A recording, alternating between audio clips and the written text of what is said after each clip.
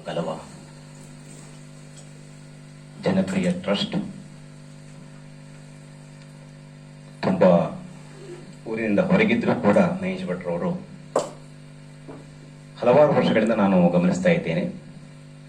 ಶಾಲೆ ಕಾಲೇಜುಗಳಲ್ಲಿ ಪಠ್ಯಪುಸ್ತಕದ ವಿತರಣೆ ಎಂದಿರಬಹುದು, ಇಂತಹ ಹಲವಾರು ವಿಧಾಯಕ ಕಾರ್ಯಕ್ರಮಗಳ ಜೊತೆಗೆ ಸಾಂಸ್ಕೃತಿಕ ಕಾರ್ಯಕ್ರಮಗಳಲ್ಲೂ ಕೂಡ ಕೈ ಜೋಡಿಸ್ತಾ ಬೇರೆ ಬೇರೆ ಸಂಘಟನೆಗಳಿಗೂ ನೆರವಾಗ್ತಾ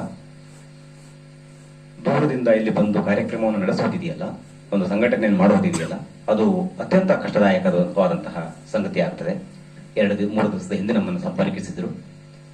ಖಂಡಿತ ಒಂದು ಮನೆಯ ಅಂಗಳದಲ್ಲಿ ಇಂಥದ್ದೊಂದು ಮನೆಯ ಜಗುಲಿಯ ಮೇಲೆ ಕಾರ್ಯಕ್ರಮವನ್ನು ನಡೆಸುವಂಥದ್ದಿದೆಯಲ್ಲ, ಅದು ಸಾಂಸ್ಕೃತಿಕ ಅಭಿರುಚಿಯನ್ನು ನಮ್ಮಂಥವರಲ್ಲಿ ಹೆಚ್ಚು ಮಾಡುತ್ತದೆ.